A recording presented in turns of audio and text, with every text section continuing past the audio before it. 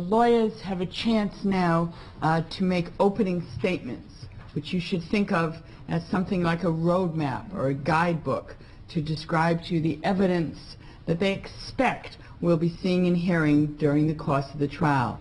Remember this, the lawyers weren't there.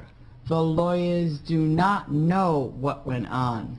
The lawyers marshal the evidence, but they do not testify, so nothing the lawyers say is evidence. It's to reinforce that point that I don't hand out the notebooks until after the opening statements.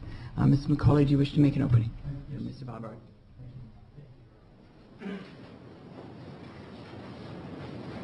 Ladies and gentlemen, on June 16th of 2013, at just after 9 p.m., the defendant was leaving his home in North Attleboro with his fiancée, Shayana Jenkins. He texted Odin Lloyd. He told Odin Lloyd that he, the defendant, Aaron Hernandez, was going to come up to his house that night. He, the defendant, and Ms. Jenkins went to dinner in Rhode Island.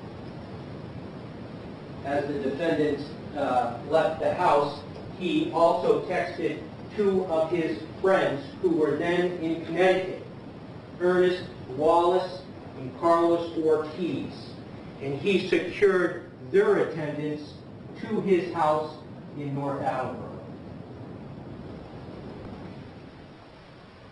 That night after dinner, the defendant returned to his house, and after midnight, the defendant, Aaron Hernandez, Ernest Wallace, and Carlos Ortiz were at the defendant's house in North Attleboro. They prepared themselves to pick up Odin Lloyd. With the defendant driving the vehicle, the three of them picked up Odin Lloyd outside of his house in Boston after 2:30 in the morning on Monday, June 17th. With the defendant driving, they drove to a secluded, isolated area in North Attleboro, a town where Odin Lloyd knew no one but the defendant and the defendant's fiancée, Shayana Jenkins.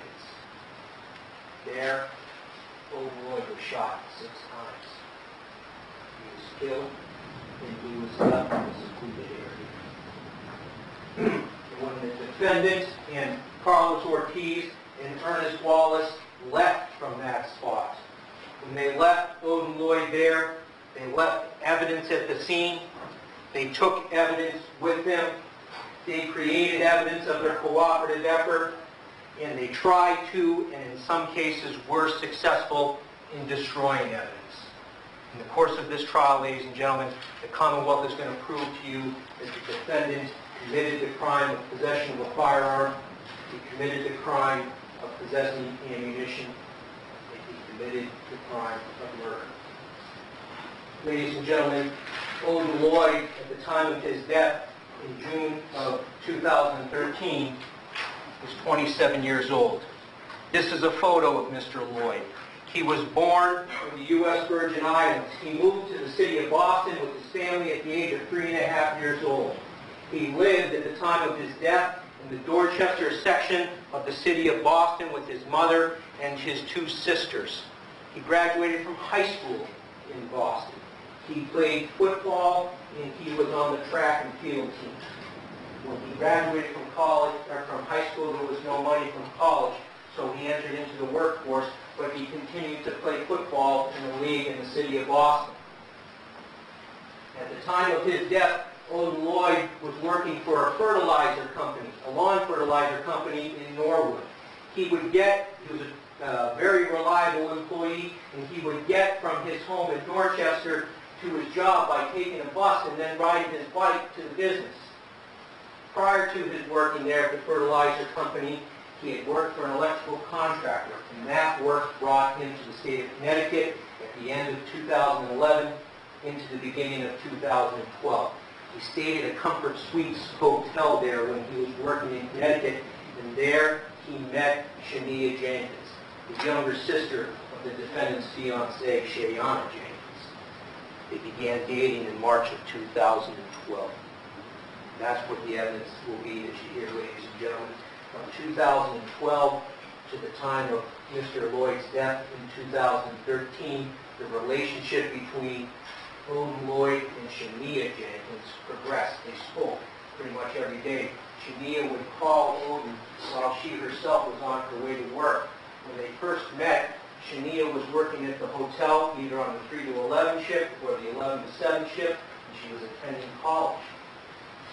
By the time of Mr. Lloyd's death in June of 2013, Miss Jenkins, Shania Jenkins, had graduated from college. She was accepted at law school in the city of Boston, and she was planning to move to the Boston area, get an apartment, get a job, and be with her. Now, as Shania Jenkins and Odin Lloyd's relationship progressed, Shania would come up to Boston to visit with Odin and his family, and Odin would go down to Connecticut to visit with Shania. When Shania came up to Boston, she would stay at her sister Shayanna's house.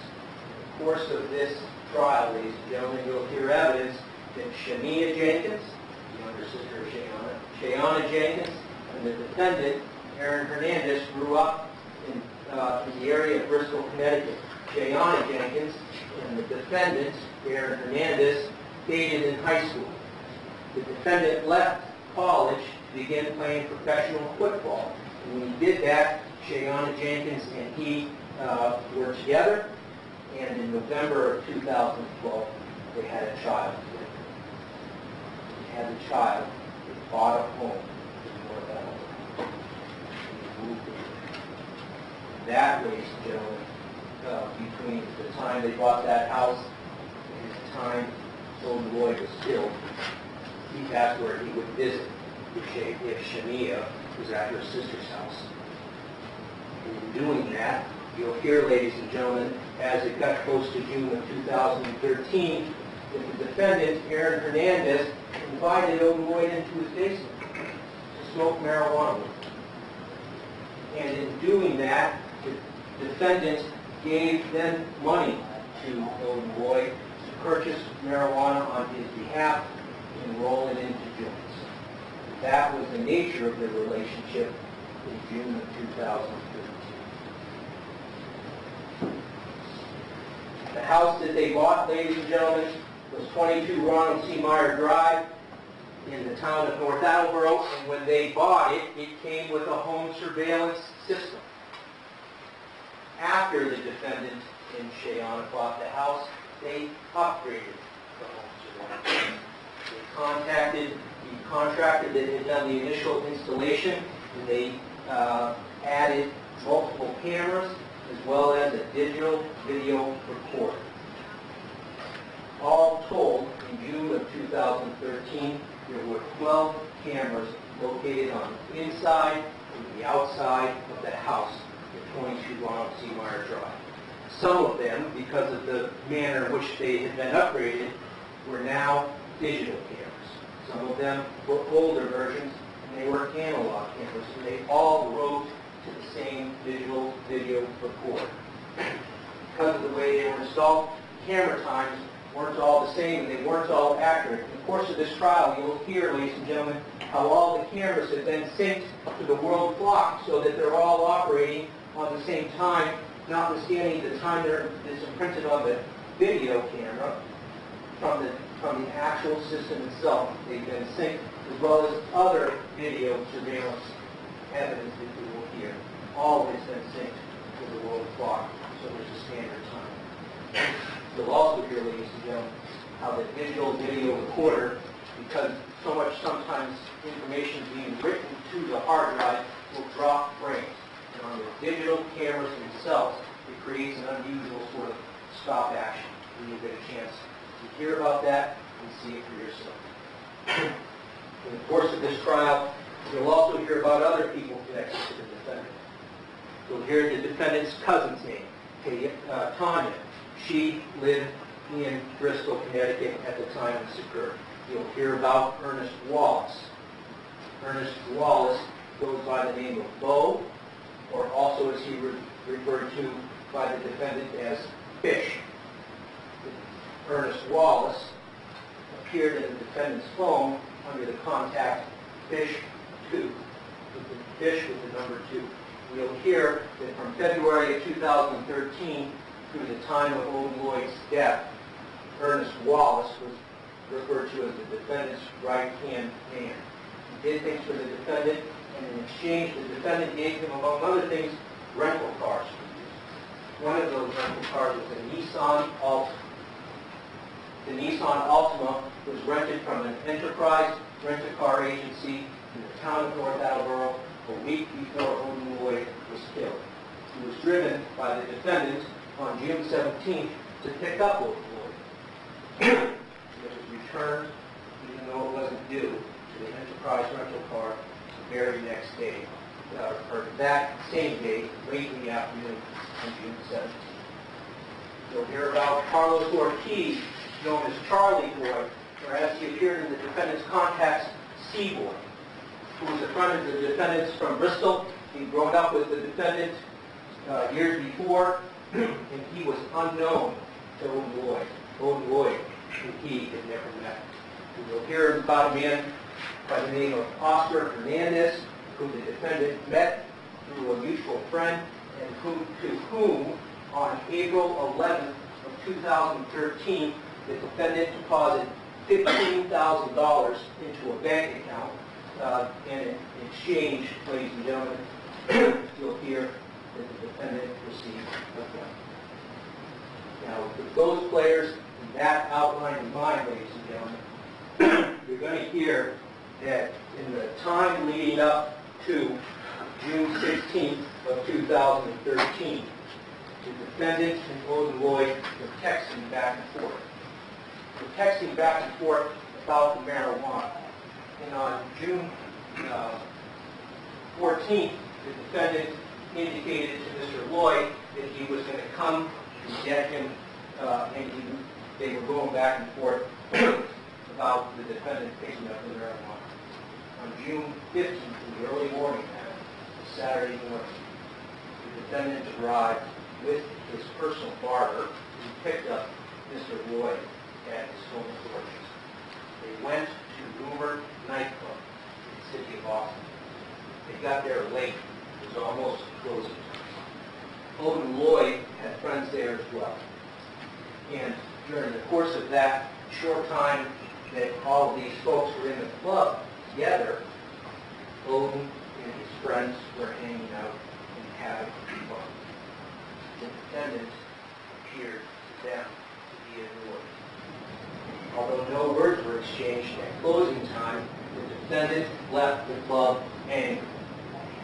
As he left Rumor Nightclub, he went out onto Warrington Street, and his departure from the club is captured on video. You'll see the defendant walk in front of the car, the sweatshirt and the hat. He's yelling back to this man who just comes in between the car. That's his barber. He's telling the barber to stay there. He's going to get the car. The car was a black Suburban, Chevy Suburban, that had been rented on the same day as the Nissan Altima in the same Enterprise rental car in North Attleboro.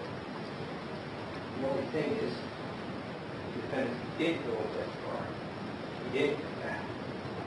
Instead, he was observed by a valet at the W Hotel just around the corner, in front of which black Chevy Suburban was parked, to be fixing a gun with his waistband and covered it with his shirt.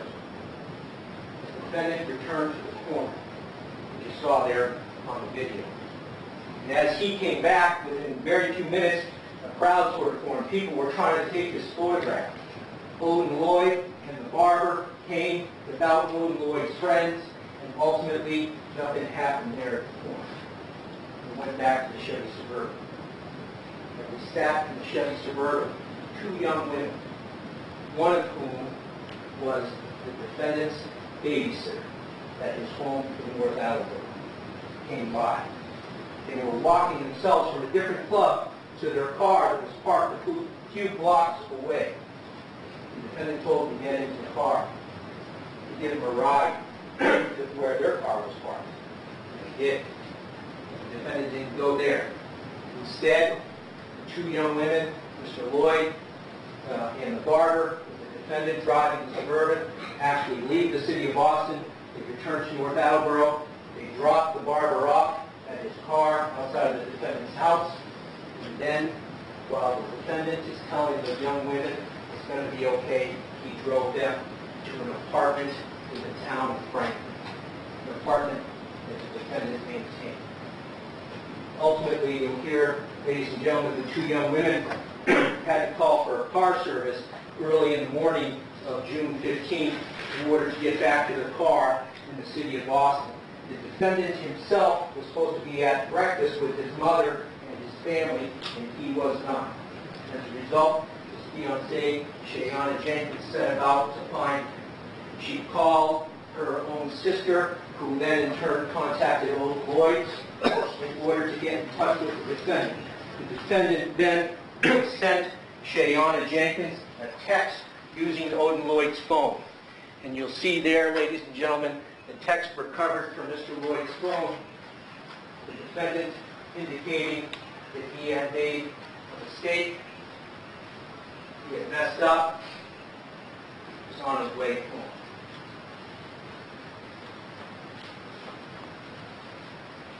The defendant that morning, Mr. Lloyd, returned to North Attleboro with the defendant driving the Suburban. The defendant gave keys to the Suburban to Lloyd on that Saturday morning, June 15th, and told him, go ahead and return the car to London so that Odin Lloyd would have a way to get back to the city of Boston, and the defendant went out with his family. But that afternoon, ladies and gentlemen, the defendant began rounding up his friends. He sent a text to Ernest Wallace, asking Ernest Wallace what time Ernest Wallace, his ninja, would return to North Attleboro at 3:15 in the afternoon.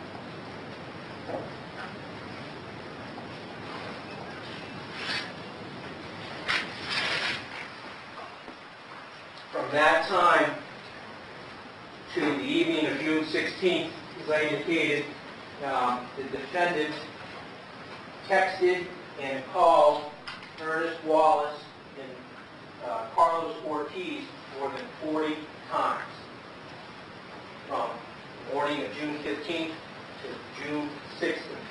And on June 16th, the defendant sent those texts to Odin Lloyd, indicating first at 9:05, I'm coming to grab that tonight.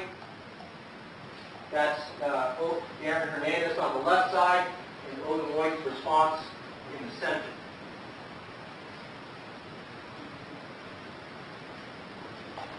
And after Mr. Lloyd agrees that call out where at 9:37, and there's then, I'll figure it out, and hit you up. There's no further communication from Aaron Hernandez's phone to Odin Lloyd's phone. But after those text messages, ladies and gentlemen, the defendant texts his friends Ernest Wallace and Carlos Ortiz. He's imploring them to come up. And after those texts, there's also no further communication between Aaron Hernandez's phone and Ernest Wallace or Carlos Ortiz's phone. The defendant switches over to using Shayana Jenkins' phone. And from Shayana Jenkins' phone to Ernest Wallace and Carlos Ortiz, the defendant continues to maintain contact with them and continues to be apprised of how and where they are. And as you saw, ladies and gentlemen, those texts between Odin Lloyd and Aaron Hernandez, they don't come from Aaron Hernandez's phone. Aaron Hernandez's phone is later recovered. Those texts are deleted. Those texts that we saw come from Odin Lloyd's phone.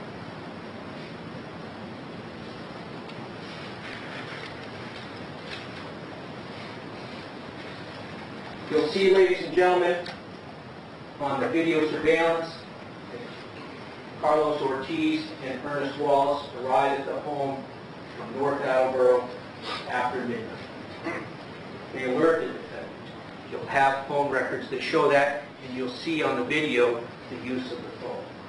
They're let into the house by the very babysitter the defendant had picked up and driven to Frank. Ernest Wallace and Carlos Ortiz arrived at the house and go down into the basement. As I told you, there are a number of cameras. The cameras in the basement that night weren't recording. They go down to the basement and they wait there for approximately 20 minutes or so, maintaining contact with the defendant. You'll be able to see on the video surveillance itself that they know the defendant's arriving. They come up from the basement and start looking for the defendant even before he pulls in.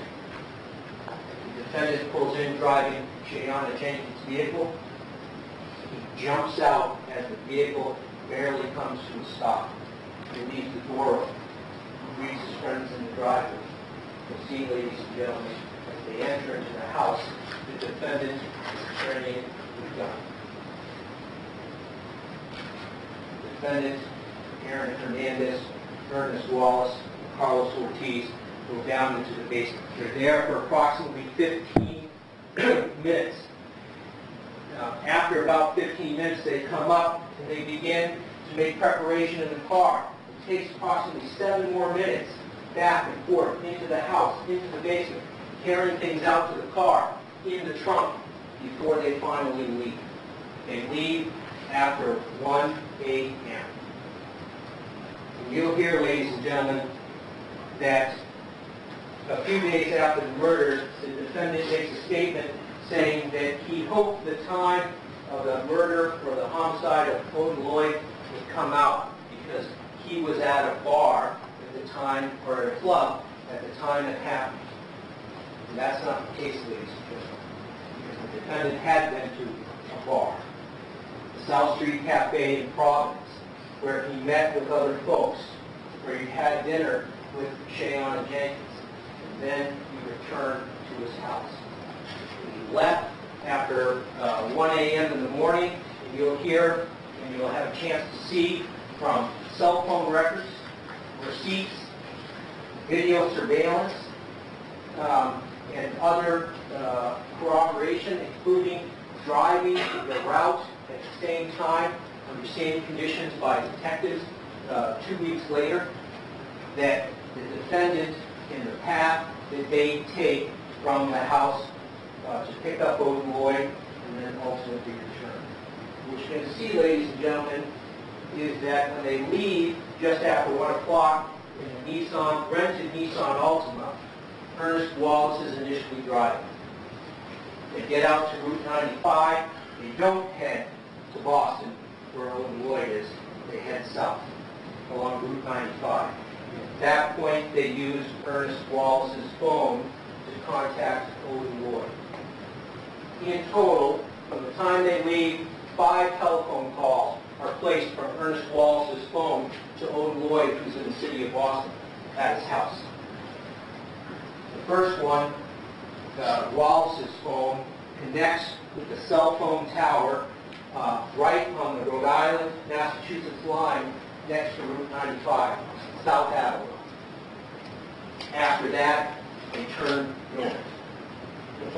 They use the phone again, it connects in the vicinity of Foxborough. They then drive up Route 95 and make the right, heading towards Braintree to 93 Southeast Expressway. They get off at the first exit, Route 138, and they stop at Blue Hill Express, a gas station. It's approximately now 2:03 in the morning. They stay there for 10 minutes. When they arrive into the gas station, Ernest Wallace is the driver of the Nissan Altima. Aaron Hernandez is. Aaron Hernandez is the driver. Ernest Wallace is in the front passenger seat. Carlos Ortiz is seated behind the defendant. And you'll see Carlos Ortiz has a towel around his neck. You'll also get a chance to see on this home video surveillance that when Wallace and Ortiz had arrived, that towel had been in Ernest Wallace's lap. It's now around Carlos Ortiz's neck. They stay there for approximately 10 minutes. It's all captured on video. You'll get a chance to see that. Leave, again, with Aaron Hernandez driving. They leave from the parking, or the pump area, and head back towards Route 128, and again, back towards Braintree. You can see the way the car is going. It's also corroborated by the phone records, because 3 more telephone calls are placed to Odin Lloyd from Ernest Wallace's cell phone. They show the vehicle heading up on the Southeast Expressway near the area of Melnia Cass Boulevard, and then ultimately the last telephone call at 3:22 a.m. picks off of a tower that covers the approach to Odin Lloyd Street, Basin Street, in the city of Austin, Dorchester section. Basin Street is a one-way street. The tower shows a 322 telephone call.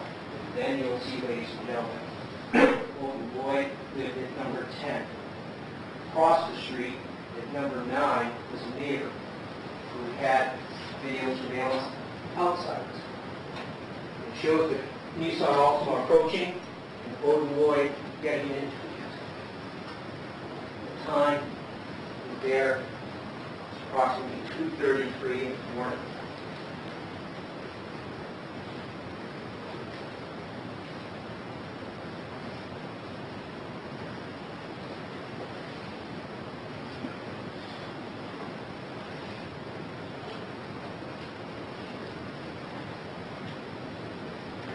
Odin Lloyd's sister was sitting in a car just down the street and saw the whole thing happen.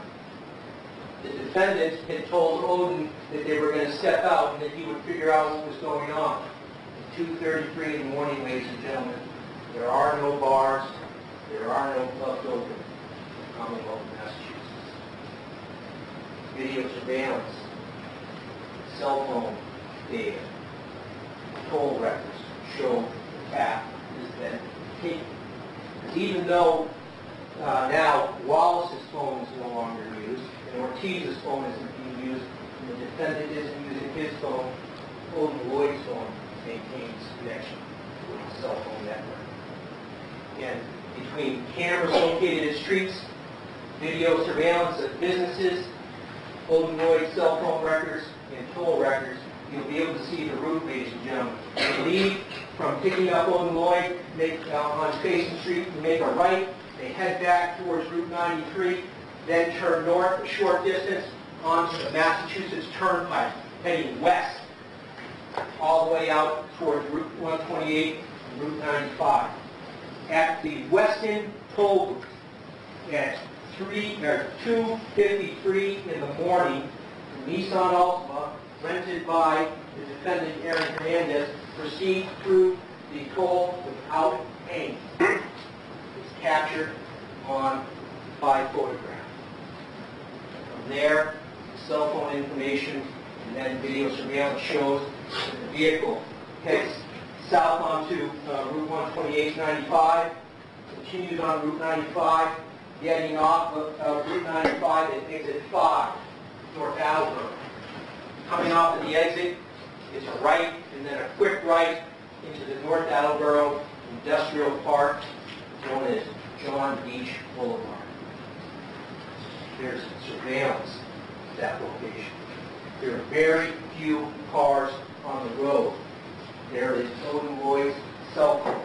It was 3:20 in the morning. That is the direction from there to the defendant's house. And you'll see, ladies and gentlemen, that just under 10 minutes later, the defendant arrives back at his house. He's still driving.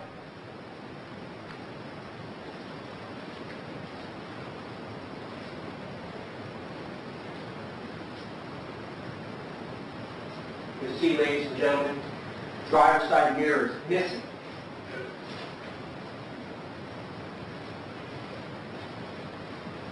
Despite having picked up Odin Lloyd at 2:23, only 3 people returned to Aaron Hernandez's house.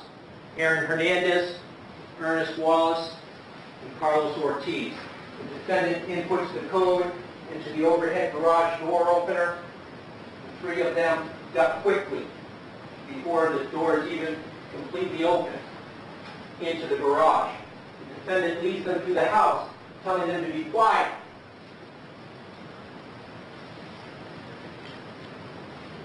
His fiancée and baby.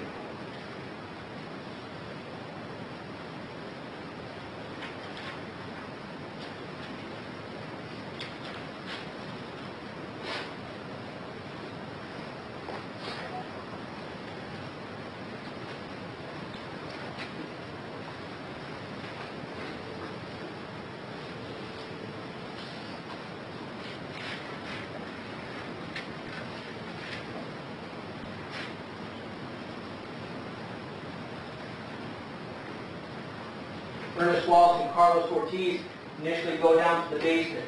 Over the next few minutes, you'll see during the course of the trial on the video surveillance, the defendant is moving around, comes down from the first floor into the basement, moving around on the first floor. And you will see, ladies and gentlemen, the defendant standing outside of the entrance to his basement holding a gun. In the course of this trial, you'll hear from a representative of the law. He'll tell you, ladies and gentlemen, that that appearance is unique. That, ladies and gentlemen, is the law.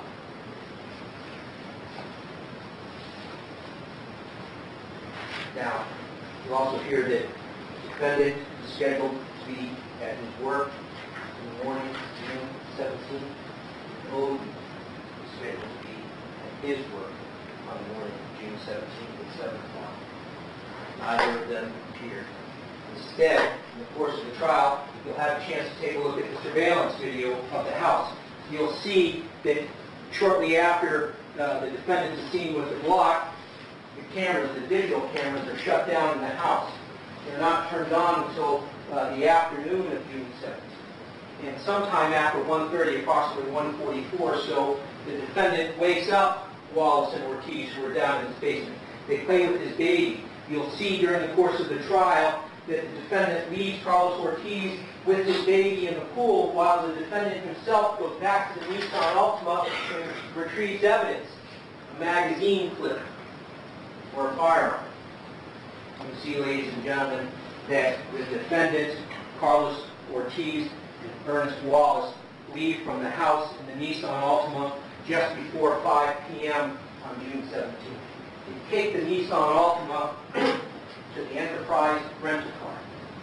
The defendant says to the manager there that he's returning it because the car has been cracked up. It's not due back. She asks the defendant, the manager asks the defendant, how did it happen? The defendant says that he didn't know. He doesn't crack up cars. Somebody cracked it up, and that's why he's returning it. They get in exchange a Chrysler sedan, and they return back 2 items that taken out of that basement and put into the car. You'll have a chance to see that on the video. Sometime shortly after 5:15 p.m., Ernest Wallace and Carlos Ortiz leave from the defendant's house. Their cell phone records show they actually go to Franklin, Massachusetts. Just shortly after, 15 minutes later, Matt Kent, a young high school student, was running through the area of Corliss Landing. As he actually lived in the same neighborhood as the defendant. He had been taken to a gym in the southern part of the North Attleboro Industrial Park. He was dropped off so he could work out. He was running home, coming through Corliss Landing as part of his workout. As he did that, he saw off in the distance the body of what turned out to be Odin Lloyd. He could immediately detect there were no signs of life. He, being a young man, went and got adult help. When the adult help returned, they also saw that there were no signs of life. They And what you're going to hear, ladies and gentlemen, is that an investigation then ensues. As I told you, at 3:20 in the morning, the defendant turns north, heading on John Beach Boulevard. What you'll hear, ladies and gentlemen, as you head north towards the defendant's home on John Beach Boulevard, as you get towards Metal Ore, a metal refining business, the road takes a sharp right-hand turn. Metal Ore, on the early morning of June 17th, had 2 video surveillance cameras that showed the area of that sharp right-hand turn. If you make that sharp right-hand turn, you continue on to the defendant's house. If you go straight, you go into Corliss Landing. That video surveillance shows that at 3:23 in the morning, consistent with the car entering the North Attleboro Industrial Park at 3:20 in the morning, a car traveling north doesn't make the turn. It goes into Corliss Landing. After you pass a building, that road turns into a gravel road and it opens up into a secluded area. It was sort of a pit where they dumped construction waste and there was sand. There were trees off in the distance. There was no light. That's where Odin Lloyd was found. The video surveillance shows the car going in about 100 yards where Odin Lloyd was found, and then coming out 3 minutes, 20 seconds later. When the police respond now after 5:30 p.m. on June 17th, there's actually a heavy thunderstorm rolling in. They see Odin Lloyd. They have to quickly identify items of evidence, either pick it up or cover it. They find 5 shell cases. All of them are collected. One to the left of Odin Lloyd's foot, another off to his right, 2 in that little ditch, 2 in that little area to his left, right, and then 1 above his head, all to the right side of that photograph. They collected Odin Lloyd's baseball hat. They collected a towel that was located at the scene. They find a footwear impression, and they cover it up. And they find a tire impression, and they cover it up. And they find a joint, a marijuana cigarette, to Odin Lloyd's right. That joint is later analyzed and is determined to have Odin Lloyd's DNA and the defendant's DNA. You'll hear, ladies and gentlemen, that by examining video surveillance of the defendant, Ernest Wallace, and Carlos Ortiz, police are able to determine the make and the model of their footwear that they wore that night. We're able to determine ultimately the size that each of them wears. You'll hear, ladies and gentlemen, that on the morning of June 17th, the defendant was wearing a pair of Air Jordan Retro 11 low basketball shoes. They had only been out in the marketplace for a short period of time. Carlos Ortiz was wearing different shoes. Ernest Wallace was also wearing different shoes.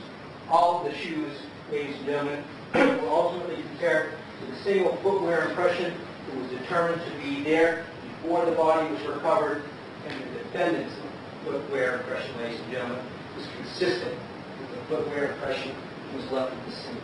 You'll hear that the tire impression was examined.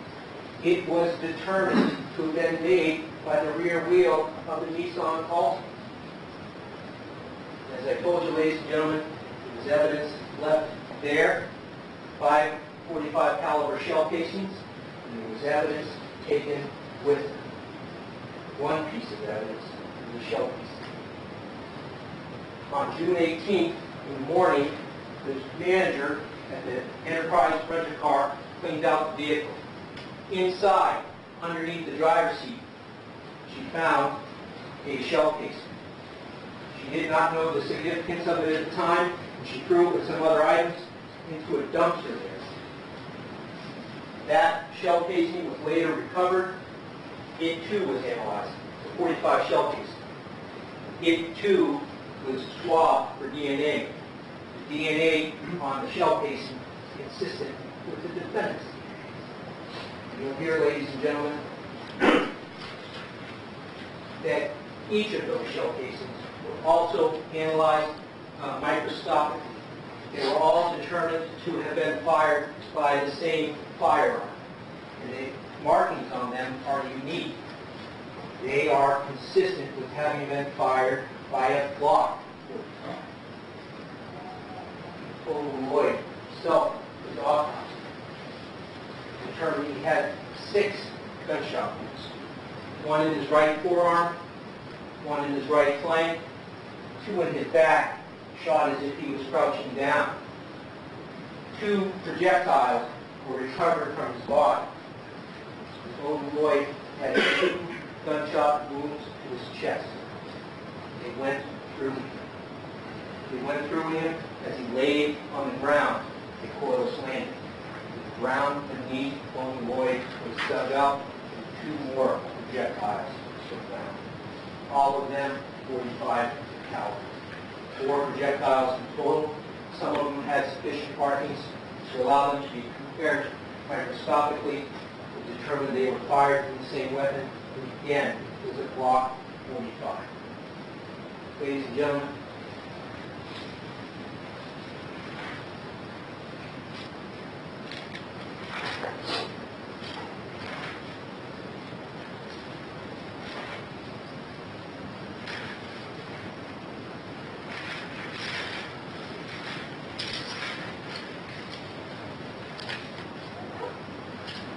when the police uncovered Olin Lloyd's body there at the scene, he had on him his own wallet and ID, $64+ on his person, his cell phone, from which you've seen the text messages, his own keys, and an Enterprise rent-a-car key. The Enterprise rent-a-car key was the key to the black Chevy Suburban.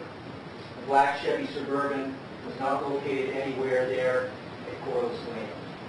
The police took the key. They called an Enterprise rent-a-car office that was open.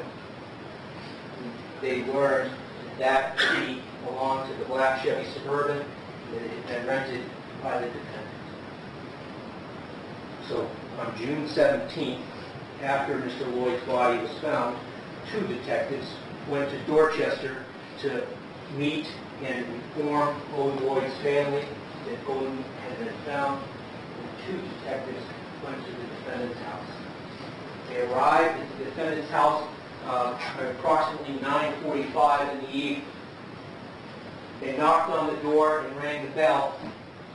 They could see inside, and they could see that a television was on and that there were lights on and items around the first floor, but they got no response. They tried again. They got no response. They went around the house looking for signs of life or for signs of a forced entry. There was no black Chevy Suburban there. They got no response. They went to a neighbor who worked with the defendant and spoke there. Ultimately, they go back, sit outside the defendant's house at Ronald C. Meyer Drive. About 45 minutes after her arrival, the defendant came out and spoke with the officers. They had been unaware that they were being seen on home surveillance. The defendant told the officers he'd been watching. He told the officers that he had seen O, who the name he used to refer to Olin Lloyd as, the day before, up Olin's way. Later, the police spoke to Shayana Jenkins. It was about 11:20 p.m. During the course of their conversation, the defendant was texting and phoning Shayana Jenkins. When Shayana Jenkins left from speaking with the detectives, you'll hear she then called Ernest Wallace. The defendant himself had been calling Ernest Wallace that night, June 17th, shortly after the arrival of the police. The defendant stayed in contact with Wallace. Shayana Jenkins stayed in contact with Wallace and Ortiz. And Shayana Jenkins, in fact, drove from North Attleboro to Franklin, and then later that night, she drove to Coventry, Rhode Island, where she met with Ernest Wallace, Carlos Ortiz. Home records will show that. And Shayon Jenkins, ladies and gentlemen, withdrew money from ATM accounts. Having now, ladies and gentlemen, orchestrated the killing of Odin Lloyd, you'll hear the defendant orchestrates cover-up. Ortiz and Wallace fled after meeting with Shayon Jenkins back to Bristol, Connecticut to the defendant's cousin's house. You'll hear, ladies and gentlemen, that the following day, June 18th, that morning now, June 17th into June 18th, after the police speak to Shayon Jenkins at 11:20, she then goes down to meet in Coventry, Rhode Island. And at approximately 1 o'clock in the morning, a Massachusetts State Police detective called Shania Jenkins. That detective is the first person to inform Shania Jenkins of the death of Odin Lloyd. Ask you to start wrapping up, please. Yes, Your Honor. You're here, ladies and gentlemen, that after Odin Lloyd was found, the defendant was involved in conversations with people like Shania Jenkins and others that he knew. He told them various things. He said he wasn't present at the homicide. He said he had no involvement. He had been out with Lloyd, and then when he left the club, he had given Odin Lloyd the key. He swore on his baby. He said he was elsewhere at a club when the killing happened. That's not what the evidence will show. The evidence will show that on June 15th, the defendant was unhappy with the victim. He'd given Odin Lloyd information about himself. The defendant then called up his friends. He set up a meeting with Odin Lloyd. He took steps to conceal his own role by using the phones of others. He drove for more than 2 hours, the only purpose for which was to get the victim into the secluded area. He orchestrated, participated in the killing, he covered up the killing. He secured the flight of his joint ventures. Ladies and gentlemen, you'll see that on June 17th, just after 5:15, I'm sorry, Odin Lloyd was laying in Corliss Landing. Ernest Wallace and Carlos Ortiz made their getaway in the Nissan Altima. First strike that the Chrysler, and they fled. Ladies and gentlemen, on the basis of all the evidence, the basis of the evidence is going to be introduced at trial. At the end of this case, I ask you to find it. Defense wish to make a motion. We do, Your Honor.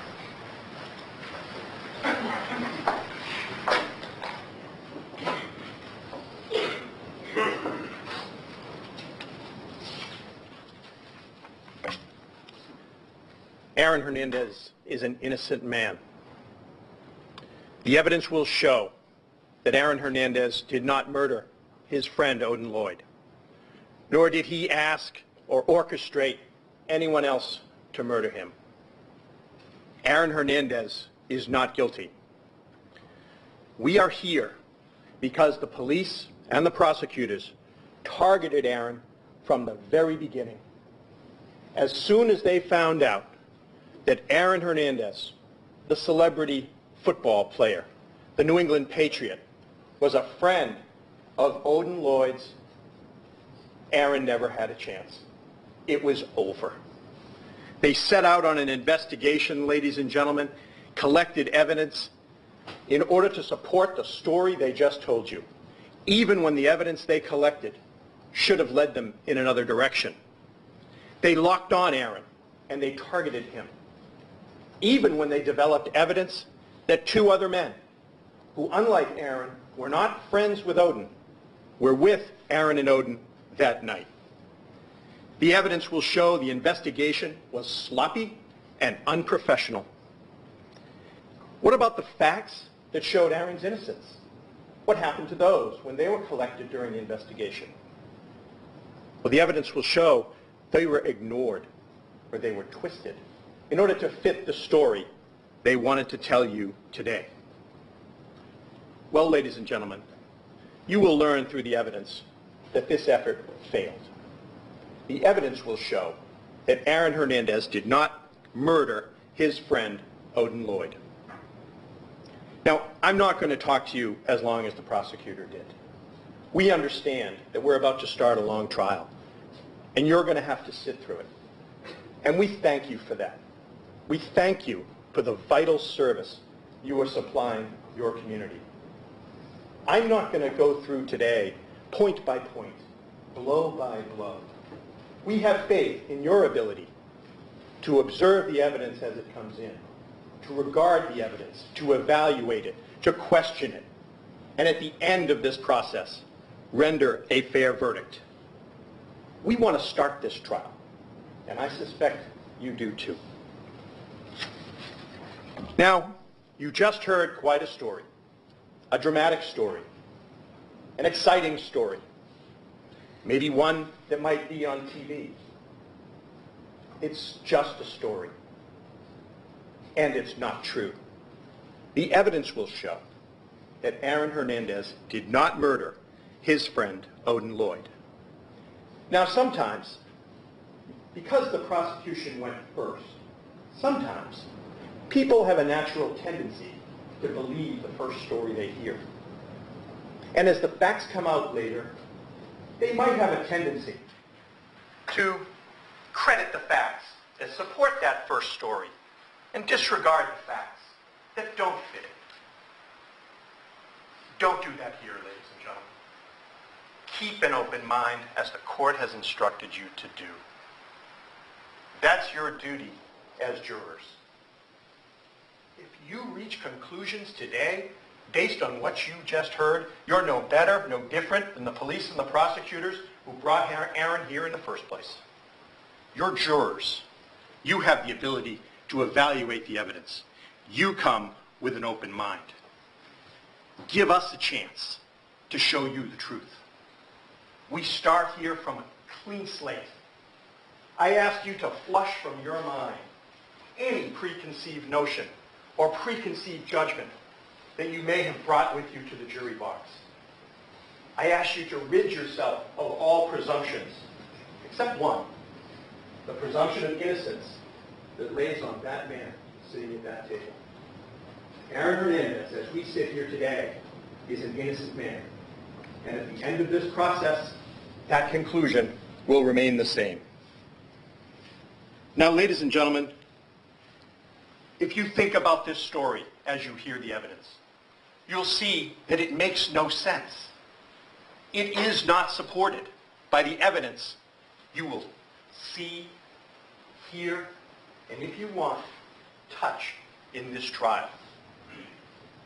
The evidence will show that Aaron had no intent, no reason to murder his friend, Odin Lloyd. So, as a result, the prosecution will try to dazzle and distract you. They will spend days pointing out the obvious to you.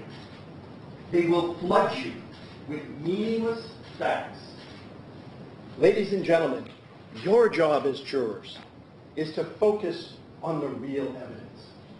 Focus on the evidence that matters.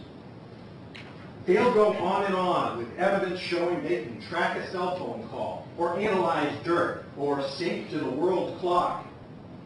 But what evidence will they show you that Aaron Hernandez murdered his friend, Odin Lloyd?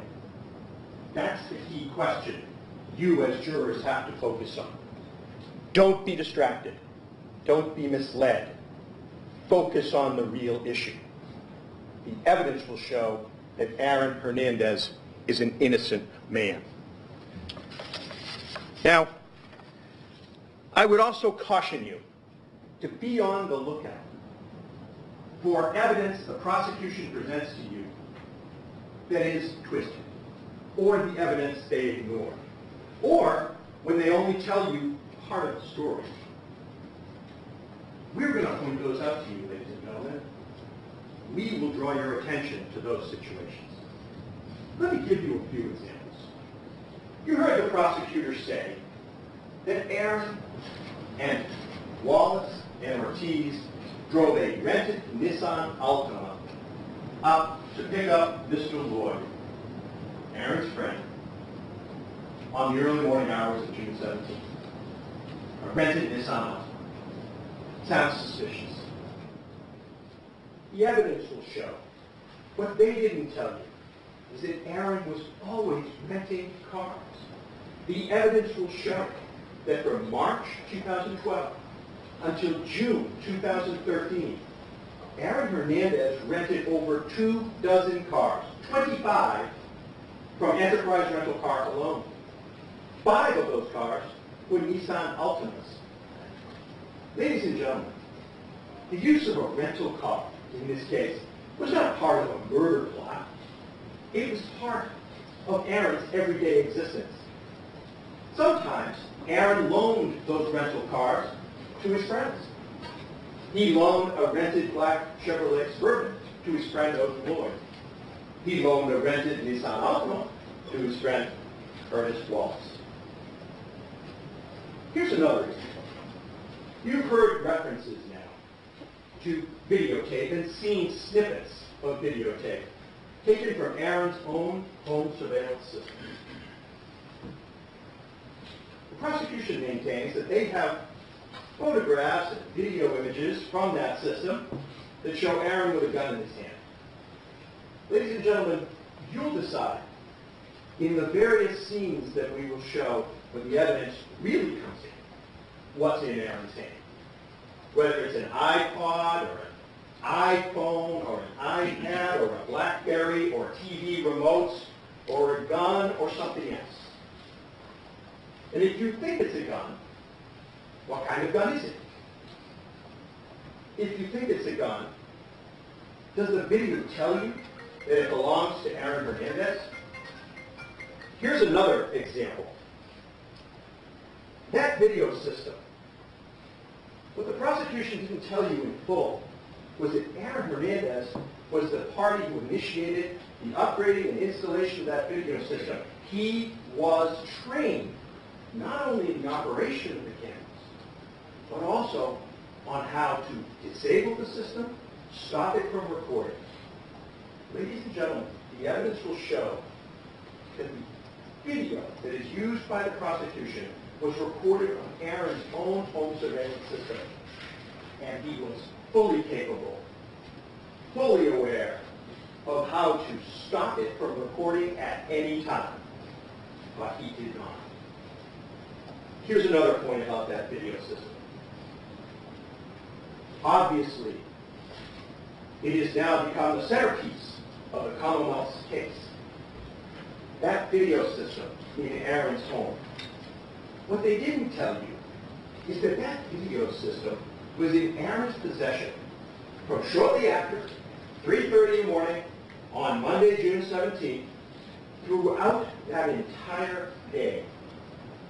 No police, no one else in his home, Aaron, and access to his video system. The one he installed, the one he was trained on. At around 11 p.m. Monday night, Aaron went to the North Attleboro police station voluntarily. When he returned, again, he was in his home with his home surveillance system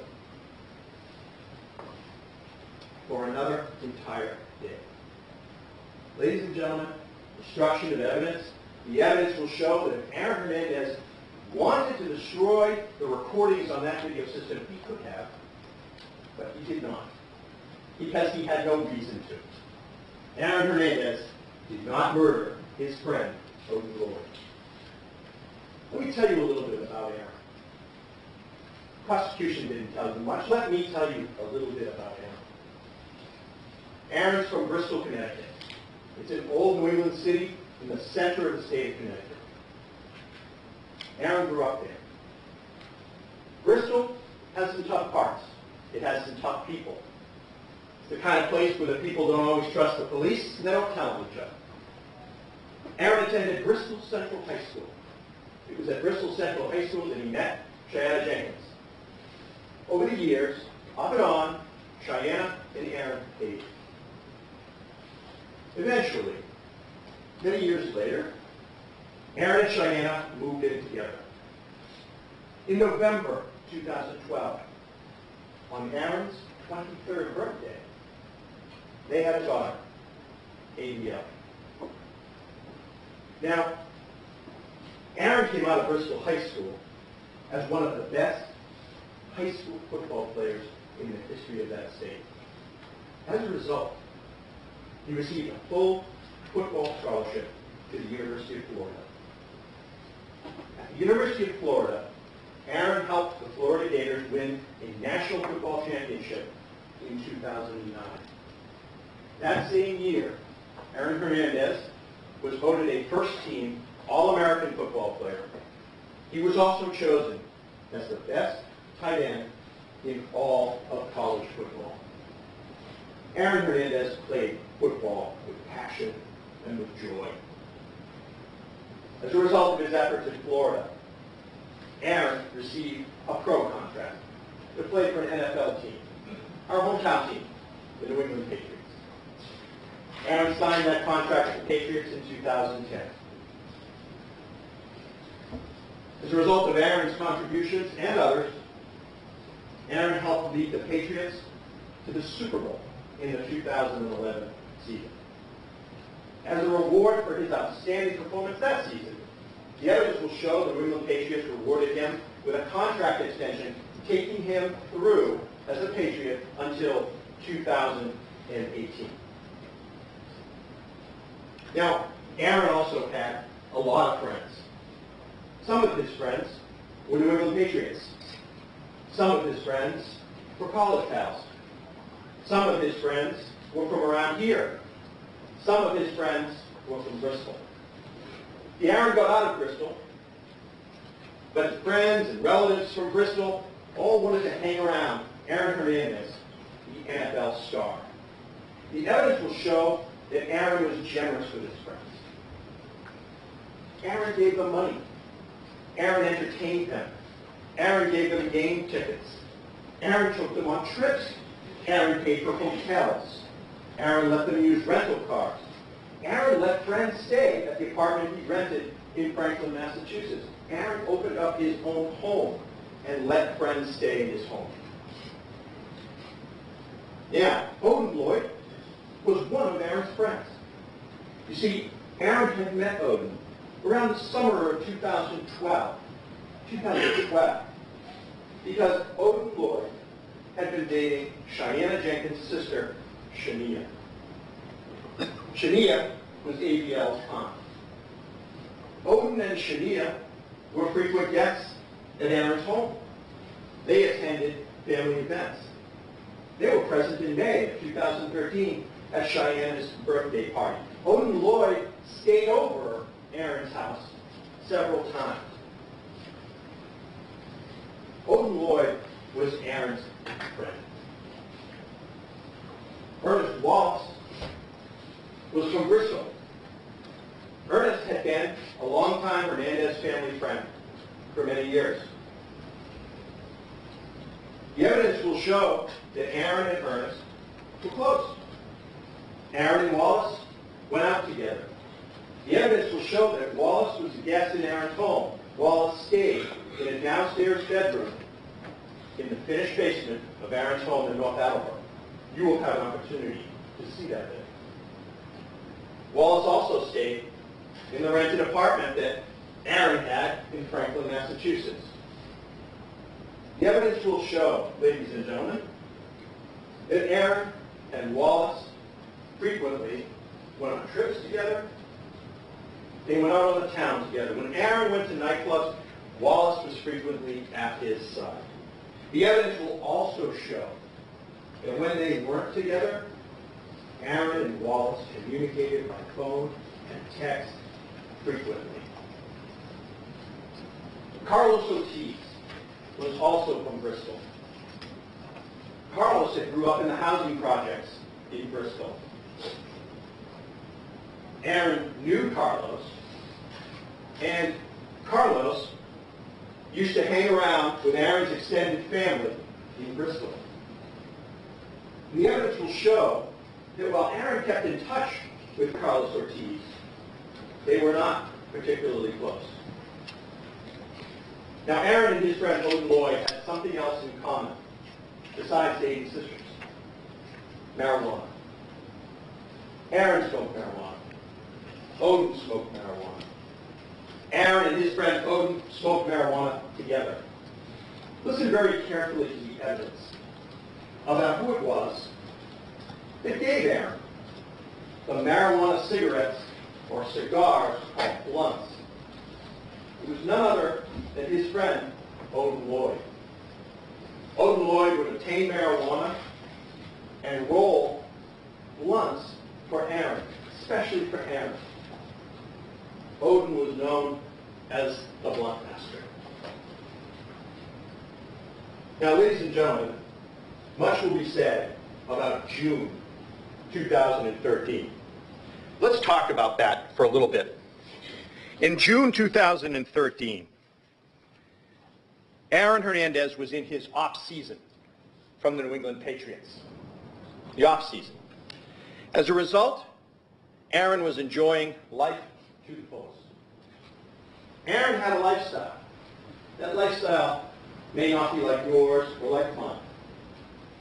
In fact, it may not be a lifestyle that you approve of. But it was a lifestyle not unusual for an unmarried, 23-year-old star professional athlete. In June of 2013, the evidence will show Aaron liked to go out on the town. He liked to listen to hip-hop music.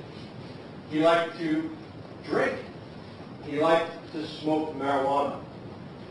He liked to go to nightclubs with his friends. And one of those friends was his friend, Odin Lloyd. Let's talk in specifics about what the evidence will show about that weekend in June 14th through Monday, June 17th. The evidence will show that on Friday, June 14th, Aaron and his friend Odin went out to a nightclub. They were joined by one of Aaron's other friends, his barber, Robbie Oliveras, and Aaron Hernandez drove to Odin's house in Dorchester in a rented black Chevy Suburban.